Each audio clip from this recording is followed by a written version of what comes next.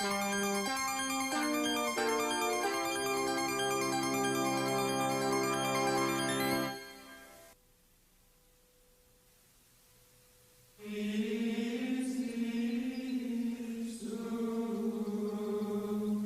é a igreja mais antiga e venerada do mundo. Mesmo assim, tentaram explodi-la. Estou na basílica que por séculos foi considerada a igreja mais importante de Roma, aliás, de toda a cristandade ocidental, São João de Latrão. Esta igreja foi fundada por Constantino o Grande no ano 314. Ela recebe fiéis há mais de 1.600 anos. Até que em 1993, na nossa década, uma bomba explodiu, danificando gravemente a antiga basílica, uma bomba plantada por terroristas. Eu sou Edmund Purdon. Na próxima hora, estaremos analisando a relação entre acontecimentos mundanos e os 7 sinais do retorno de Cristo, tais como se vê no Antigo e no Novo Testamento da Bíblia. Estamos nos aproximando da contagem regressiva para o ano 2000.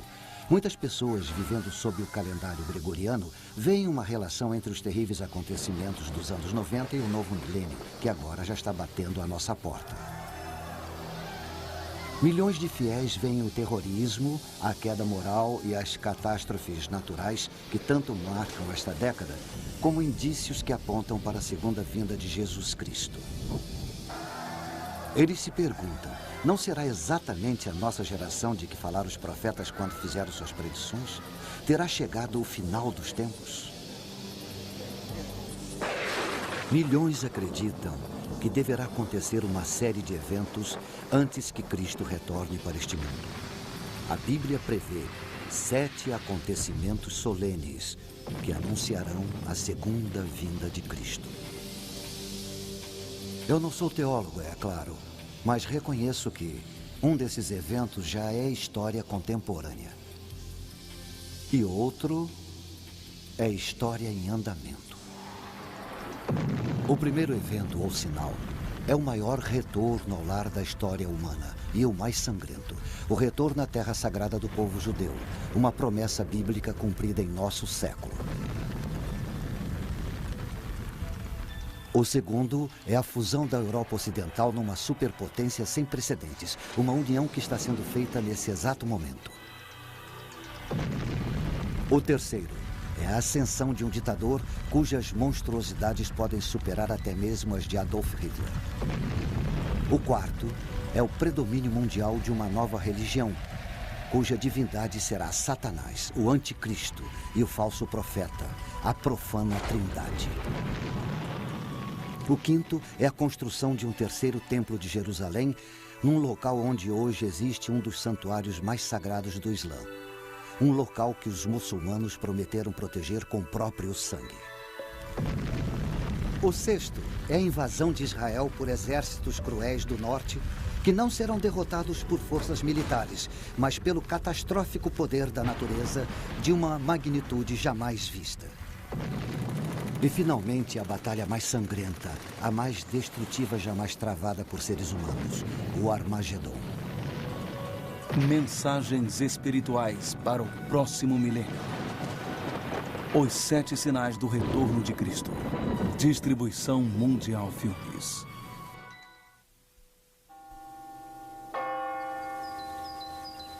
Mil anos antes de terem colocado a bomba, São João de Latrão era a igreja do Papa.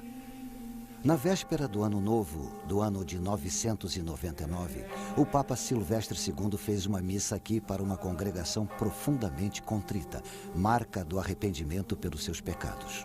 Muitos dos ricos da congregação tinham doado suas terras, outros libertaram seus escravos. Agora aguardavam temerosos que os sinos da igreja finalmente anunciassem um novo milênio e a segunda vinda de Jesus Cristo.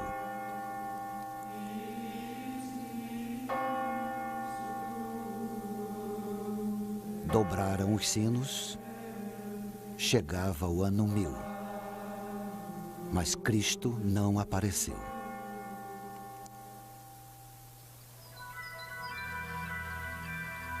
Sendo assim, o sol nasceu no primeiro dia do começo de um novo milênio.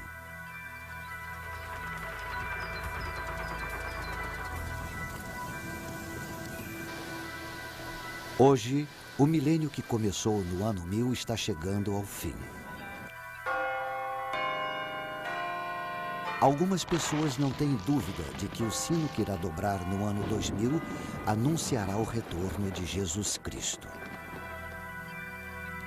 As pessoas procuram sinais, explicações para o aumento de tragédias nos anos 90, terremotos repentinos, vulcões lançando nas alturas jatos de lava incandescente e vapor, escuridão de dia, furacões terríveis e frequentes, assassinatos, terrorismo que nem o governo mais poderoso do mundo parece capaz de evitar, a carnificina da guerra e a ameaça da AIDS. Estará nosso planeta como um peão parando de girar? As pessoas querem respostas e procuram no estudo das auras, na propriedade dos cristais, no tarô, em mapas e mais mapas astrológicos. Os cristãos afirmam que não é preciso olhar para as estrelas. Eles sustentam que estão vendo sinais claros da volta iminente de Cristo, apesar de admitirem que não sabem exatamente quando isso vai acontecer. Eles não afirmam que conseguem ler a mente divina. Este livro, que está em todas as gavetas da maioria dos hotéis, foi traduzido para praticamente todas as línguas do mundo. Cerca de 25% de tudo que está escrito na Bíblia são profecias. Existem dezenas de profecias falando da vinda de Cristo para o nosso mundo, mas existem centenas de promessas falando da segunda vinda de Cristo. Algumas profecias descrevem os tempos em que nós vivemos. Nação se voltará contra nação e reino contra reino. Haverá grandes terremotos, fome e pestes, e acontecimentos terríveis e grandes sinais dos céus. Muitas das profecias da Bíblia se cumpriram séculos atrás. Algumas estão se cumprindo hoje, na nossa época. E existem outras, como a fúria de Deus descendo sobre a terra, que esperamos que só aconteçam no futuro distante. Com a chegada do novo milênio, muitos cristãos se perguntam: será que essas profecias vão todas acontecer nos nossos dias? Vamos nos aprofundar o máximo possível nessas profecias. Veremos que, como as 7 velas de um menorá, elas nos dão 7 sinais para o retorno de Jesus Cristo.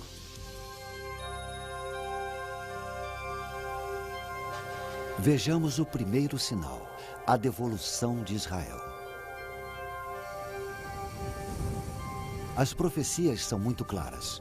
Cristo não voltará para esse mundo antes que o povo judeu tenha de volta sua nacionalidade. No dia de Ano Novo do ano 1000, os cristãos não tinham o que temer. Na época, o povo judeu estava espalhado por todo o mundo. Com a aproximação do ano 2000, os judeus podem comemorar seu retorno para a terra que Deus havia prometido para eles. E eles a transformaram numa terra e tanto. Os restos ressequidos do passado voltaram à vida. Milhares e milhares de árvores foram plantadas. O deserto foi transformado num pomar. Os israelenses modernos se mostraram dignos de uma promessa ancestral, mas não sem derramamento de sangue. O povo judeu, como nação, começou quando o patriarca Abraão obedeceu à vontade de Deus.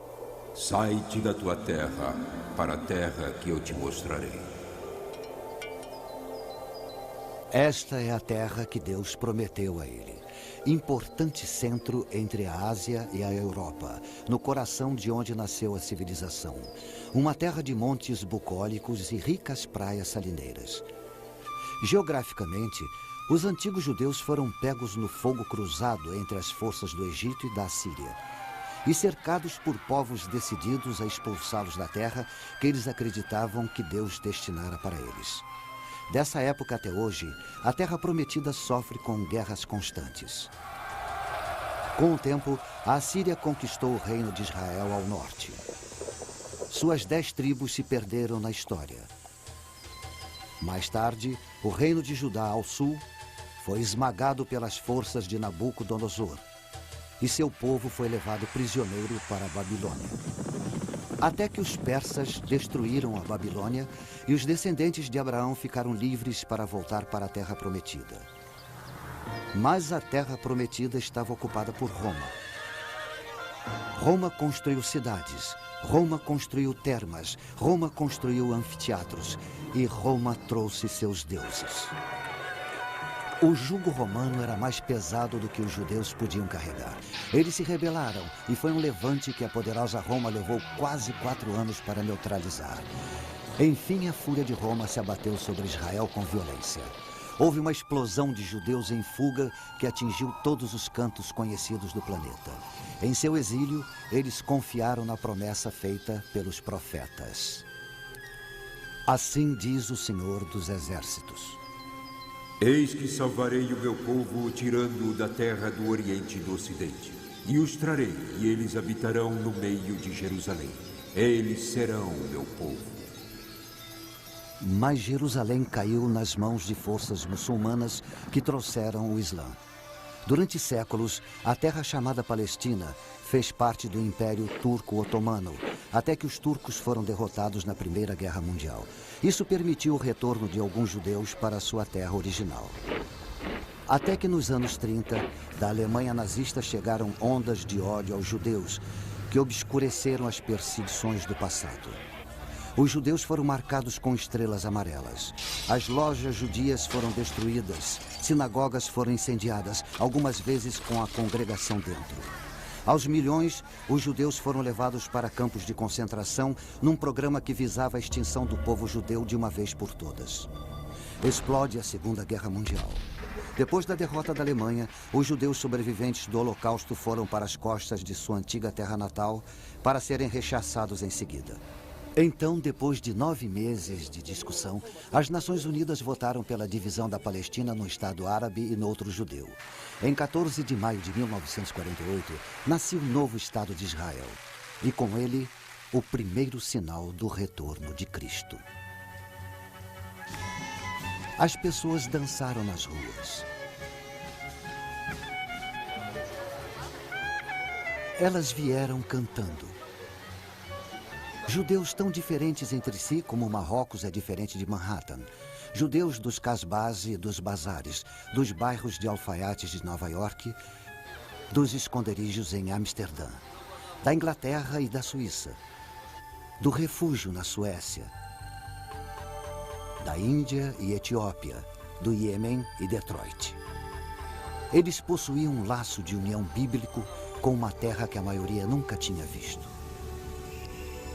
Também designarei lugar para Israel e o plantarei ali, para que habite no seu lugar e não mais seja perturbado.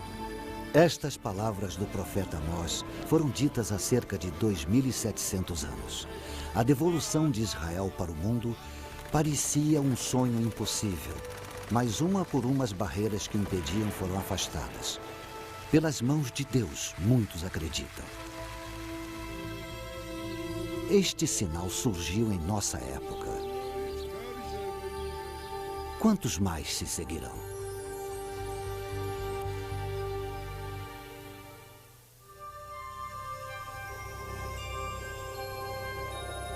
O segundo sinal, a Europa unida. Respondeu o rei: verdadeiramente o vosso Deus é Deus dos deuses, o Senhor dos reis e o revelador dos mistérios.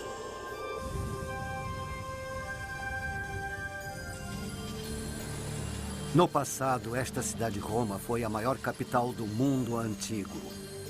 Hoje, Roma ainda é capital. Uma capital de um dos muitos países do oeste europeu que formaram uma confederação denominada UE, ou mais popularmente União Europeia. A União Europeia é dinâmica. Ela alimenta o ideal de uma Europa unida, integrando os países membros econômica e politicamente.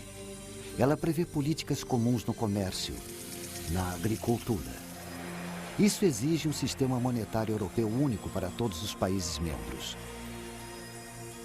Ela mantém um parlamento multinacional. Se a União Europeia decidir formar um exército comum europeu, ela emergirá como o Império Romano do século XXI. Incrivelmente, toda a operação da União Europeia foi prevista há cerca de 1.600 anos. Isso aconteceu na Babilônia, a lendária Babilônia dos Jardins Suspensos. O rei Nabucodonosor teve um terrível pesadelo e mandou chamar um visionário judeu chamado Daniel para que o acalmasse. Daniel disse para ele: Ó rei, subiram os teus pensamentos sobre o que viria no futuro. Ele continuou falando de uma enorme estátua de 4 metais de vários graus de dureza, referentes a grandes impérios do mundo antigo. A cabeça de ouro é a Babilônia. O peito e os braços de prata, o Império Persa. E o ventre e as coxas de bronze eram os conquistadores gregos. O triunfo de Roma sobre os outros é representado pelas pernas de ferro da estátua. Muito interessantes são os pés de ferro e barro. Os 10 dedos simbolizando 10 nações que cederão sua soberania a Roma. Daniel também teve uma visão do futuro. Foi tenebrosa. Ele viu 4 terríveis animais saindo de dentro do oceano. O primeiro, o leão alado da Babilônia. O segundo, um urso simbolizando o Império Persa. O terceiro, um leopardo simbolizando Alexandre o Grande e seu império. O quarto animal, o mais terrível de todos, Roma, que devoraria os outros 3. Ele tinha grandes dentes de ferro. Ele devorava e fazia em pedaços suas vítimas e tinha 10 chifres. O profeta continua e diz que só depois que este superpoder de Roma for destruído, Cristo voltará para a terra e estabelecerá um domínio eterno que não passará. Mas a ideia de uma Roma imperial nunca morreu. Os fantasmas dos Césares continuaram assombrando as lideranças europeias. No século VIII, Carlos Magno foi coroado Sacro Imperador Romano. O Sacro Império Romano atingiu seu ápice durante a Renascença, com Carlos V. Napoleão desejou tanto o poder do Império Romano que se autoproclamou imperador. Roma chegou viva ao século XX com Tsar Nicolau e o Kaiser Wilhelm. Os títulos Tsar e Kaiser vêm de César. Benito Mussolini considerou-se durante os 21 anos de ditadura na Itália um César. Com grande entusiasmo, as pessoas o saudavam como Il Duce, Duce, que significa nosso líder, nosso líder. Ele devolveu o antigo nome romano para o Mediterrâneo, Mare Nostrum, nosso mar. O símbolo de seu governo de ferro foram os fasces, um feixe de varas exibido na Roma antiga como símbolo da autoridade. Enquanto governou, ele foi uma prova solene de que, mesmo no século XX, o espectro da Roma imperial nunca chegou a morrer. Hoje, as bandeiras da União Europeia flamulam por cima de muitos dos antigos territórios imperiais. Os Estados Unidos da Europa. Este era o sonho pós-guerra de Winston Churchill e de Konrad Adenauer, o primeiro chanceler alemão depois da rendição nazista. Para esse fim, em 1958, os líderes europeus se reuniram no Monte Capitolino e fundaram o Mercado Comum Europeu, que se desenvolveu até tornar-se a União Europeia que conhecemos hoje. Se a União Europeia for de fato a coalizão de 10 países prevista pelo profeta Daniel, ela irá se tornar uma superpotência política. Industrialmente, ela será uma das potências mais produtivas da Terra. Ela vai sustentar um gigantesco exército multinacional com as armas mais avançadas. E diz o profeta, vai impor um único credo, um jugo religioso a todos dentro de sua esfera. Quem será o senhor dessa superpotência política, esse gigante econômico, esse colosso militar?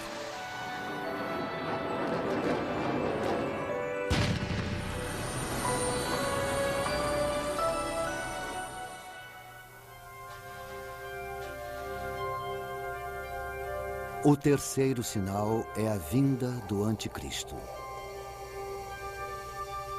E eis que entre eles subiu outro chifre, pequeno, diante do qual 3 dos primeiros chifres foram arrancados. E eis que neste chifre havia olhos como os de um homem, e uma boca que falava grandes coisas. O profeta Daniel previu a ascensão de um ditador de uma confederação de 10 países com quartel-general em Roma. Ele vai se posicionar contra Cristo nos últimos dias antes da segunda vinda. Ele previu um homem que arranca todos que se opõem a ele em sua ascensão até o poder absoluto. Seus olhos, os olhos de um homem, demonstram aguda inteligência. E sua boca, que fala grandes coisas, prediz um orador de grande autoridade. Um orador carismático que hipnotiza a massa de seguidores. Para ele, as pessoas entregam tudo: sua vontade, sua lealdade, seu amor, sua liberdade, sua própria alma. Estão convencidas de que ele é o Salvador. No mundo de guerras sangrentas, ele acena com a paz. Num mundo tomado pelo terrorismo, ele estabelece a ordem. Ele estabiliza economias abaladas. Ele unifica seus seguidores numa nova ordem mundial. Nesse mundo de sofrimento, o nosso mundo, parecerá que é um enviado dos céus. Nada estaria mais distante da realidade. Ele é o anticristo enviado de Satanás. Soberano de rosto duro. Senhor da intriga, que irá ter sucesso em tudo que fizer. Se a profecia estiver certa, é possível que o anticristo já se encontre entre nós. Temos várias razões para acreditar que será europeu. Eu ou você já podemos ter esbarrado nele na rua de alguma cidade. Ou ter sentado ao lado dele num avião. Ou sentado no mesmo banco de praça em Paris. Para milhões de cristãos, ele é o inimigo. Em sua luta pelo poder, ele vai acumular cada vez maior apoio popular. E por que não? Para as multidões profanas do Ocidente que estão cansadas das guerras seguidas e intermináveis. De rivalidades entre grupos e massacres. Cansados de limpezas étnicas, da chaga das drogas, do crescente terrorismo, cansados da aparente falta de sentido da vida. Toda uma geração de jovens vai ver nele um ideal de vida, pela disciplina, ansiosos por viverem pelo ideal dele e morrerem por esse ideal. Os fiéis têm certeza de que ele vai conquistar o poder absoluto sobre todos os homens, mulheres e crianças dentro da confederação de 10 países, do início até o fim. Ele vai decidir quem deve nascer e quem deverá ser abortado. Em quem se deve investir e quem deve ser bucha de canhão. Porque sua insinuante plataforma de paz um dia irá se tornar um trampolim para a guerra. Ele vai decidir quem dentre os velhos deverá ser eliminado depois de não ser mais útil. E não vai tolerar discordância nem discussão. Para compreender toda a sedução e o enorme poder do anticristo, podemos nos voltar para o passado, para a triste primeira metade do século XX. Adolf Hitler oferece uma visão plausível do que podemos esperar do anticristo. Realmente, quando Hitler estava no poder, havia quem acreditasse que ele era de fato o anticristo. Isso é compreensível se estudarmos o rosto de Hitler. É claramente o mesmo do rei de rosto duro, previsto pelo profeta Daniel. Hitler, com certeza, foi um mestre da intriga. E os olhos? Astúcia, aguda inteligência. E quanto ao que Daniel disse sobre o ditador com uma boca que dirá grandes coisas, Hitler foi um enfeitiçador. Mediante uma série de comícios públicos planejados e sua própria oratória hipnótica, Hitler se tornou o líder supremo da Alemanha. Ele dizia que só queria devolver à Alemanha seu lugar correto entre as nações do mundo pacificamente. Um arauto da paz. Os cristãos acreditam que é assim que o anticristo vai se apresentar em sua subida ao poder. Se anexasse a Europa a seu terceiro Reich, Hitler seria o senhor de praticamente todas as colônias europeias mais importantes do Império Romano. Era apenas uma questão de mudar sua capital de Berlim para a própria Roma. Mas Britânia, a Grã-Bretanha, recusou-se e o rechaçou. Quando a Segunda Guerra Mundial se voltou contra ele, pareceu menos provável que Hitler pudesse ser o anticristo da profecia. Mesmo assim, Adolf Hitler é o mais próximo que podemos pensar para entender a ideia cristã de um anticristo. Como Hitler, ele irá hipnotizar as massas para depois escravizá-las. O Reich de 1000 anos de Hitler durou menos de 12 anos. Durante esse tempo, entretanto, o domínio que Hitler exerceu sobre os povos e países foi assombroso. Mesmo assim, pelos padrões de hoje, as ferramentas de que ele dispunha para exercer seu controle eram primitivas. Não havia o uso da eletrônica que temos hoje. O ditador profetizado, o anticristo, vai ser um Hitler moderno. Mas diferente de Hitler, todos os espantosos avanços da tecnologia eletrônica estarão à sua disposição. Enormes redes midiáticas e meios eletrônicos de lavagem cerebral estarão a seu serviço. As armas mais destrutivas estarão sob seu comando. E ele vai programar a humanidade para servi-lo.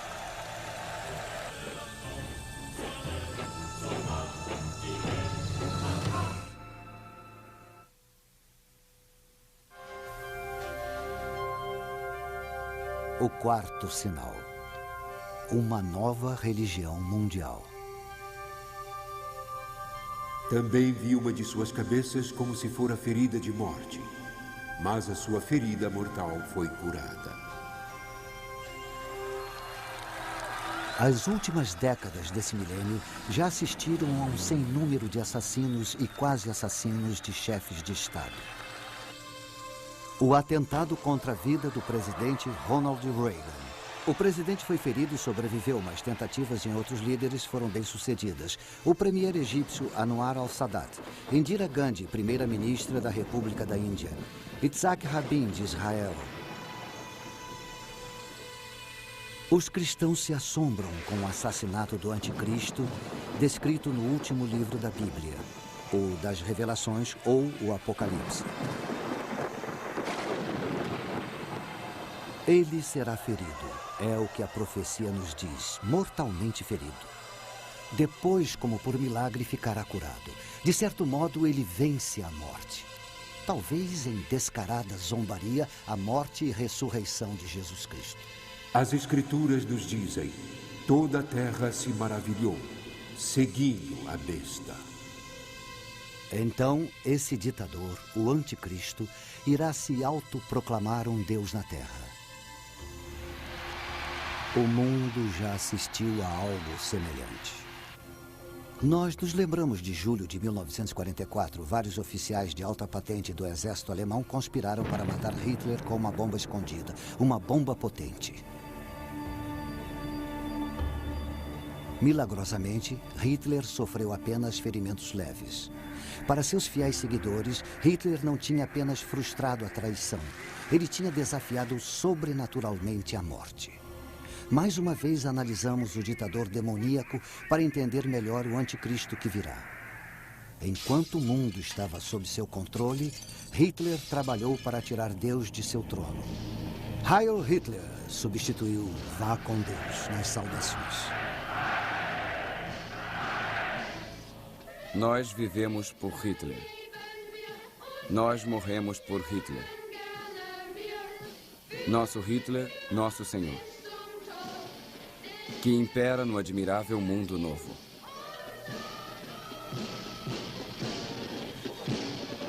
Os rituais cristãos foram aniquilados, quando não substituídos pela ostentação pagã.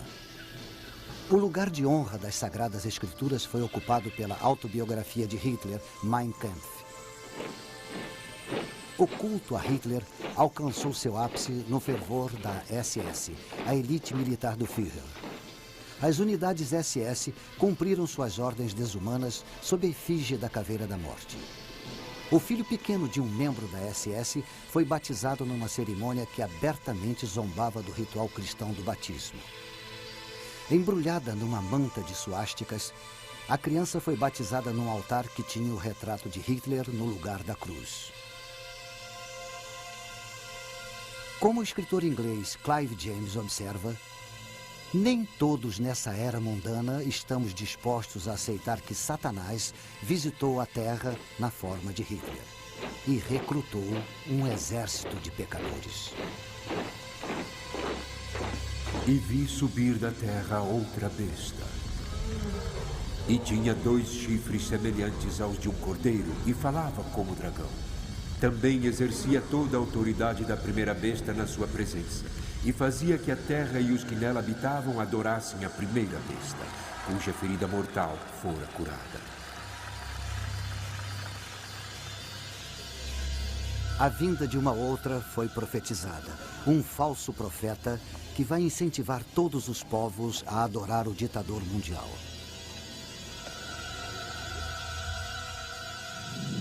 A Bíblia nos diz que ele vai fazer o fogo descer do céu. Mesmo assim, ele não fará de si mesmo objeto de adoração. Em vez disso, irá dirigir a adoração do povo para o ditador, o anticristo. Ele fará as mentiras do anticristo parecerem verdade. E assim, esse ditador, economicamente e militarmente o mais poderoso que o mundo jamais conheceu, irá se considerar divino. Ele vai tentar imitar os milagres terrenos do Cristo. Se Jesus devolveu a visão aos cegos, ele vai empregar talvez tratamentos médicos ainda desconhecidos para a cegueira. Se Jesus fez os coxos andarem, ele poderá recuperar nervos e músculos atrofiados eletrônica ou quimicamente. Se Jesus fez a filha de Jairo voltar da morte, ele poderá, como Frankenstein, usar espantosas novas tecnologias para tentar igualar o milagre. Ou com poderes satânicos, ele poderá genuinamente dominar o sobrenatural para operar seus milagres. Porque a Bíblia diz que é Satanás quem alimenta esta dupla de anticristo e falso profeta. Desde o princípio, Satanás, o inimigo, o enganador, está determinado a afastar a humanidade de Deus. O fim dos tempos assistirá à maior mentira de todas, Satanás como o Pai, o anticristo como o Filho e o falso profeta como o Espírito Santo. A adoração do homem pela profana Trindade. O mundo poderá festejar tal reviravolta. Nosso mundo ocidental está tomado pela desorientação espiritual. Pequenos profetas surgem em toda parte. Muitos buscadores da verdade são atraídos para as fileiras de cultos bizarros. Em Johnstown, na Guiana, um falso profeta orienta seus seguidores para cometerem suicídio em massa pela ingestão de uma mistura com cianeto. 800 homens, mulheres e crianças caminham para a própria morte. Em seguida, um falso messias provoca a morte de famílias inteiras no Texas. Na Suíça e no Canadá, mais de 50 membros da Ordem do Templo Solar, trajados em vestes cerimoniais, ou tiram suas próprias vidas ou são assassinados por seus companheiros de culto. Os seguidores de outro falso profeta, uma autoproclamada reencarnação de Cristo e Buda, soltam um gás letal no metrô de Tóquio na hora do rush. Milhares de trabalhadores são hospitalizados, alguns morrem. Violência oriunda do fervor religioso. De fato, a adoração da profana Trindade pode não estar longe.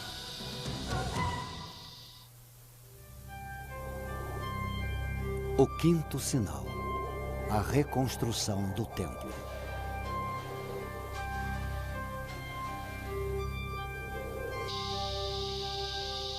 Foi-me dada uma cana semelhante a uma vara, e foi-me dito: levanta-te, mede o santuário de Deus e o altar e os que nele adoram.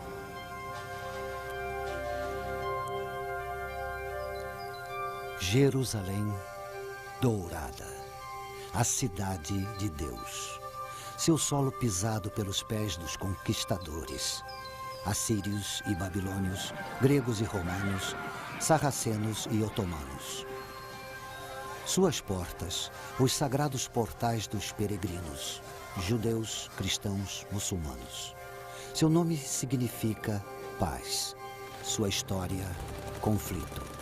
Mesmo assim, ela é a cidade onde quase todo ser humano sente o desejo de estar.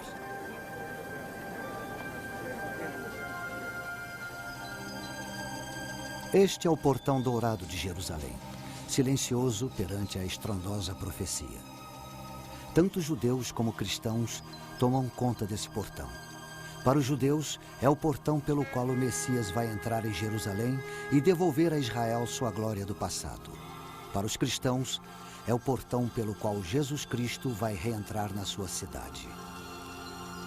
Bem escolados nessas profecias, os otomanos muçulmanos lacraram o portão em 1530. E sabendo que o Messias, como um sumo sacerdote judeu, não pode atravessar um cemitério, construíram um bem grande na frente do portão. Esta é a coroa de Jerusalém, o templo do monte, o monte bíblico de Moriá e o centro da fé judaica. Apesar de ter apenas 35 acres, é o pedaço de terra mais disputado de todo o mundo. Foi aqui, como se vê nesse modelo, que o rei Salomão construiu o primeiro templo de Jerusalém, com os cedros do Líbano. Mas ele foi destruído em 586 a.C. por invasores babilônicos. Por volta de 26 a.C., o rei Herodes o Grande completou a construção do segundo templo. Foi seu maior feito. Para este templo, com ornamentos dourados brilhando em sua fachada de mármore branca, os judeus de todas as províncias do Império Romano faziam suas peregrinações de Páscoa. Foi aqui na corte dos gentios que Jesus, em sua fúria, expulsou do templo os mercadores e ambulantes. A tentativa do imperador Calígula de colocar sua efígie gravada no templo enfureceu de tal modo os judeus que eles se revoltaram contra Roma. No início, tiveram êxito. Mas em 70 d.C., as forças romanas dominaram a cidade, queimaram o templo e levaram seus objetos sagrados para Roma como espólio.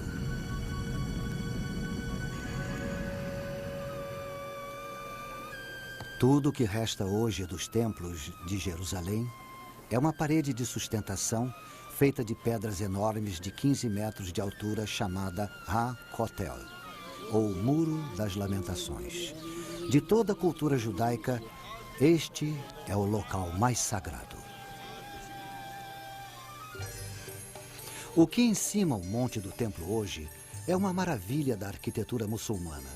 O Kubet es-Sakra, ou Domo de Pedra, é tão sagrado para os seguidores de Maomé quanto o templo era para os filhos de Israel. Ele abriga uma rocha sobre a qual, segundo se diz, o patriarca Abraão preparou o sacrifício de seu filho Isaque. É também a rocha da qual, segundo os muçulmanos, o profeta Maomé ascendeu ao paraíso. Cristãos e judeus estão proibidos de orar no domo ou na linda mesquita de Al-Aqsa, que fica próxima. Mesmo assim, o monte é o único local onde os judeus podem construir um novo e o terceiro templo de Jerusalém. E a reconstrução do templo é fundamental para os judeus mais religiosos. O monte do templo. Tanto judeus como muçulmanos reclamam sua posse. Um antigo representante de Jerusalém chamou esse tipo de conflito de uma bomba relógio de dimensões apocalípticas.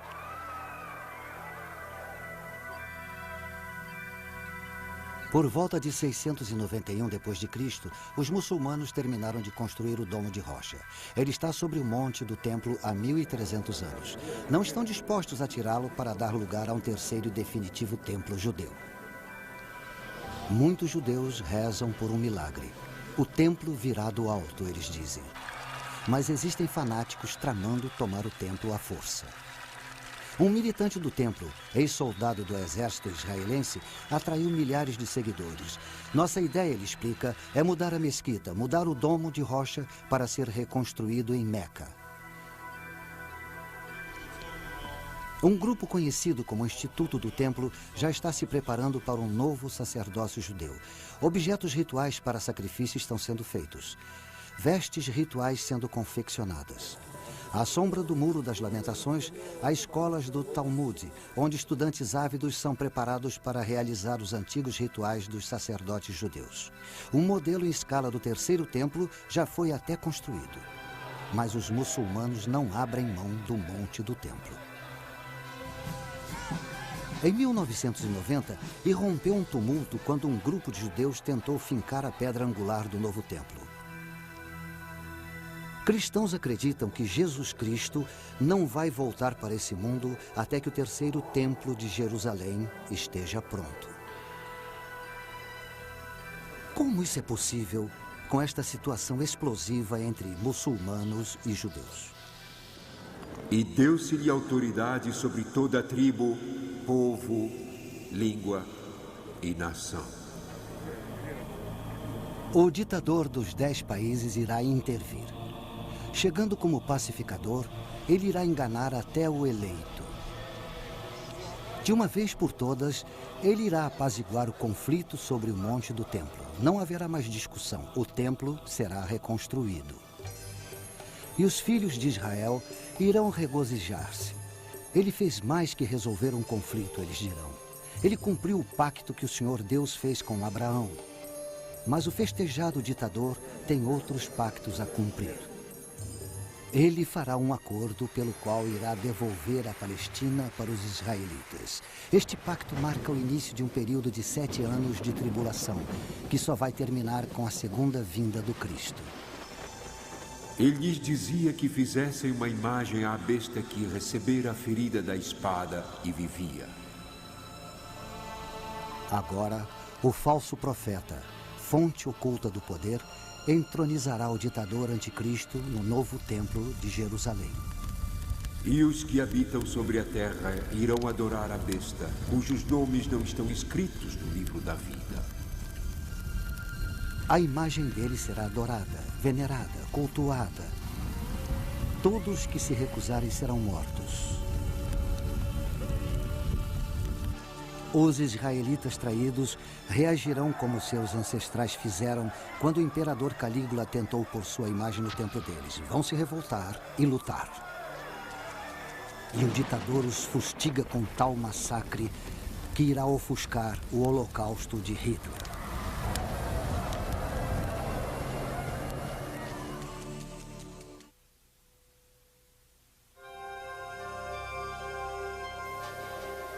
O sexto sinal. Uma invasão de Israel pelo norte. Virás do teu lugar no extremo norte, tu e muitos povos contigo, e subirás contra o meu povo Israel como uma nuvem para cobrir a terra. Com os acontecimentos se precipitando nesta última década do século, o aparentemente indestrutível Muro de Berlim ruiu fragorosamente. A poderosa União Soviética se desintegrou. O mundo tremeu com as consequências. A profecia bíblica lança alguma luz sobre o que isso pode significar no novo milênio. Apesar da falsa bondade do ditador, a nação de Israel continua próspera e segura em seu pacto com os Estados Federativos da Europa. Mas as nações árabes, frustradas, se apressam em conseguir aliados. Estudiosos das profecias bíblicas tendem a acreditar que um país do norte irá lutar com eles. Veio a minha palavra do Senhor dizendo: Filho do homem, dirige o teu rosto para Gog, terra de Magog, príncipe e chefe de Meseque e Tubal. Pérsia, Cuxi e os de Put com eles, e Gomer e todas as suas tropas. O profeta Ezequiel prevê uma nova coalizão. As nações da Pérsia e Etiópia, Put e Gomer, sob a liderança de Gog de Magog, para combater os estados federativos da Europa. Exegetas bíblicos discutem muito os nomes nessa profecia. Existe unanimidade sobre alguns e discordância em outros. Gog significa governante do fim dos tempos. E Magog, país que é tanto poderoso quanto aterrorizante. Alguns veem Moscou na palavra Mesek, outros discordam. Antes dos acontecimentos de 1989, era fácil pensar que a União Soviética de Ator seria o Gog de Magog das Escrituras. Com o fim da União Soviética, as opiniões foram repensadas e as antigas forças se agitam. A reunião é possível. Estudiosos têm certeza que a invasão virá do norte. Há milhares de anos, a terra de Israel sempre foi invadida pelo norte. Apesar de norte não ser necessariamente onde fica o país de cada exército invasor. A identidade dos estados membros dessa coalizão é muito clara. Pérsia, o atual Irã, é um deles. A Etiópia, que já foi aliada da antiga União Soviética, é outro. Put é o nome bíblico para o que hoje se chama Líbia. Somente o país chamado Gomer é controverso. Durante décadas, acreditou-se que Gomer era a Alemanha Oriental comunista. Agora que a Alemanha Oriental e Ocidental se uniram, há dúvidas. Significativamente, os nomes dos estados recuam até o primeiro livro da Bíblia, até Jafé, o filho de Noé. Depois do grande dilúvio, os filhos de Jafé foram para o norte, para a terra de Rosh. Rosh se parece com Rússia. Mas como alguns sábios prudentemente nos lembram, o nome Rússia, derivado do varego Rus, que fundaram o reino de Kiev, não existia até o advento do século IX d.C. Não está claro por que os estados federativos da Europa não repelem o Gog de Magog e sua coalizão. O que está claro é que, enquanto Israel dorme na segurança de seu novo pacto, Gog e seus aliados atacam como uma nuvem para cobrir a terra.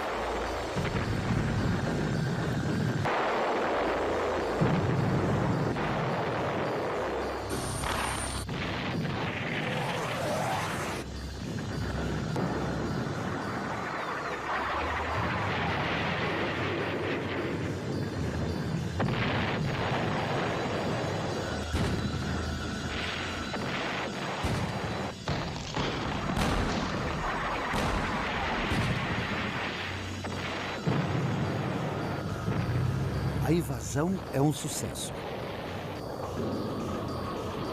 Mas os invasores estão confiantes demais. Eles imaginam que já têm o controle de Israel antes de vencer. E chamarei contra ele a espada sobre todos os meus montes. Agora o próprio Senhor Deus mostra sua face ao lado de seu escolhido. Os peixes do mar, as aves do céu, os animais do campo, e todos os répteis que se arrastam sobre a terra, e todos os homens sobre a face da terra, tremerão diante da minha face. E os montes serão deitados abaixo, e os precipícios se desfarão, e todos os muros desabarão por terra.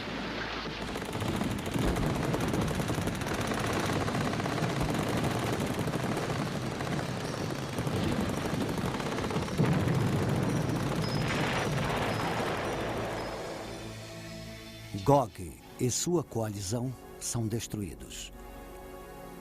Tão grande é a devastação que leva 7 meses para enterrar todos os mortos e 7 anos para enterrar todos os terríveis destroços. Mas esta guerra é um mero prelúdio do que está por vir. Zacarias, no Antigo Testamento, profetizou que todos os países vão se lançar contra Israel para travar a batalha do Armagedon. Em 2 de dezembro de 1942, neste local, na Universidade de Chicago, foi feita a primeira fissão nuclear. No átimo de segundo desse primeiro clarão atômico, iniciava-se uma nova era. A era da energia nuclear e a da guerra nuclear. Se a profética batalha do Armagedon for inevitável, será um holocausto de natureza nuclear. Se isso vier a acontecer, pode-se dizer que a batalha teve sua origem neste local, onde está hoje a escultura comemorativa de Henry Moore. O sétimo sinal. A Batalha do Armagedon. Pois eu ajuntarei todas as nações para a peleja contra Jerusalém.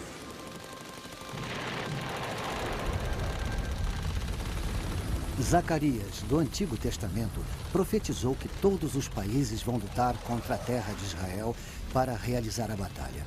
Ele previu uma batalha em que uma boa parte da raça humana irá morrer.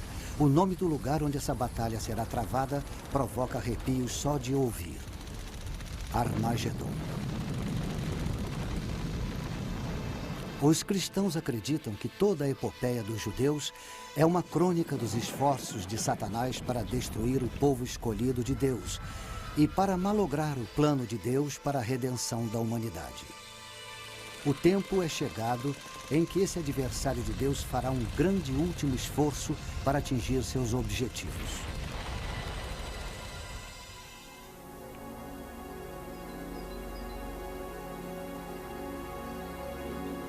Megido está tranquila agora.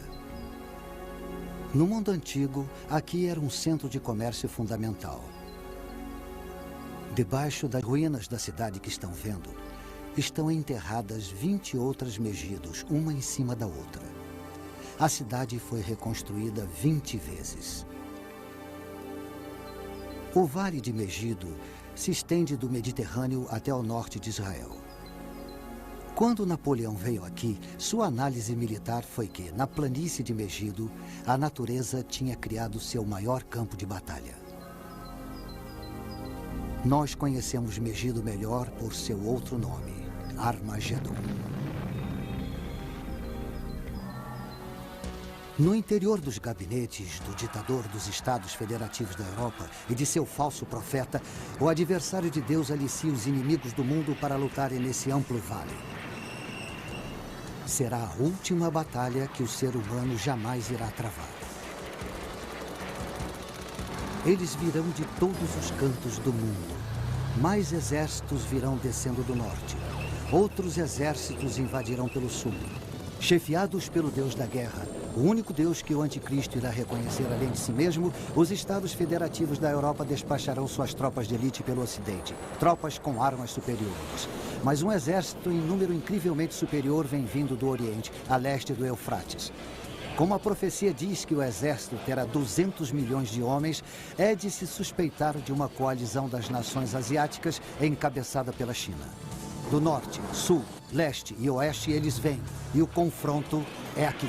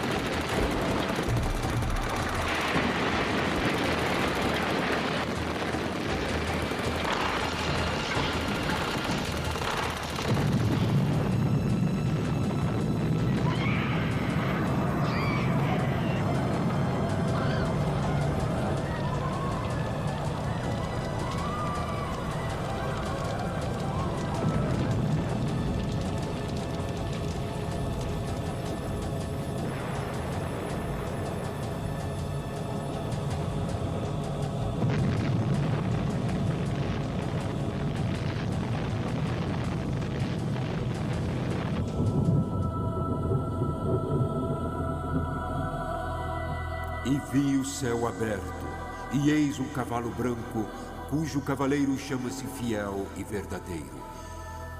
No manto sobre a sua coxa tem escrito o nome: Rei dos Reis e Senhor dos Senhores.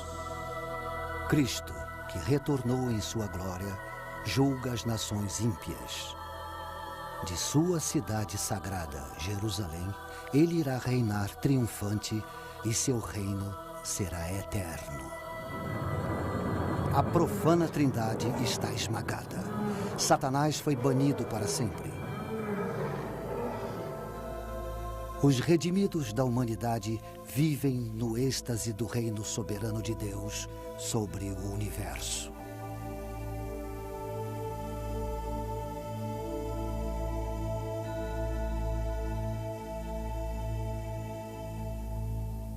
Para quem estiver de fora, o futuro profetizado pode parecer de fato muito sombrio.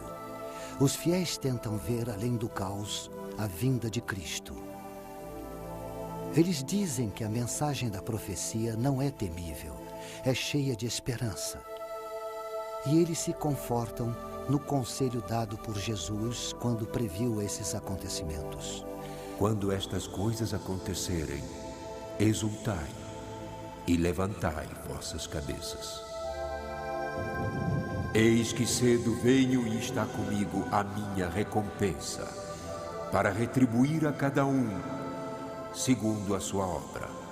Eu sou o Alfa e o Ômega, o primeiro e o derradeiro, o princípio e o fim. Sim, eu venho logo.